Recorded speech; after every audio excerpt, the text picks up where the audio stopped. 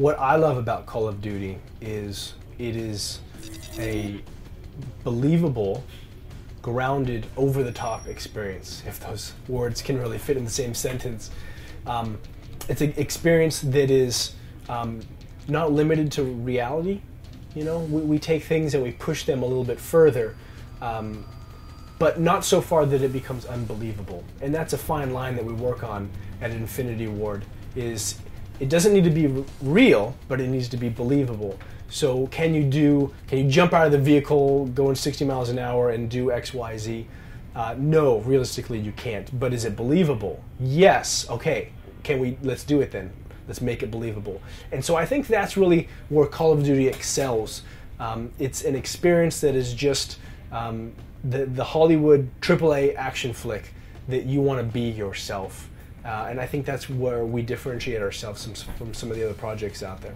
You know, we're platform agnostic at the studio, so Infinity Ward makes the assets kind of at a very high level, and then what we do is we put them against all of the hardwares that we're working on, and we say, okay, do we need to make any adjustments to make this work on this hardware? So in general, so far it hasn't been really any more challenge than we expected it to be, which is good. But dealing with new hardware, it always brings up certain challenges that are just difficult to overcome in that you are developing for a new game, which is hard to get out on your normal deadlines as it is, and then to have new hardware come in, and the hardware units, you know, constantly being updated, and what changes have they done, or what things have they fixed in this new revision, or this new update. So that's really one of the bigger challenges when working with new hardware, is just dealing with hardware that is not set and done when you would like it to be in the middle of your development.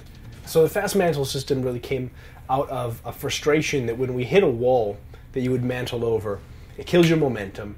You did this really awkward translation floating thing over the wall, and then you were given control again. And that really drove us crazy, and so we set out to really solve that challenge. And the fast mantle system was the solution for it. There's a window that you can hit the A button or the jump button, depending on how fast you're going, whether you're running or sprinting. And then if you hit that window and you jump at the same time, you're going to mantle over it. You're going to maintain your momentum, keep your speed going, and you just kind of slingshot over it, and it's fantastic. It's a great experience. You just can't go back to the old one after you've been playing it like this. It was really challenging working with the dogs. Ever since the very first motion capture shoot, we're experimenting, you know, how are we going to put the mocap markers on the body of the dog.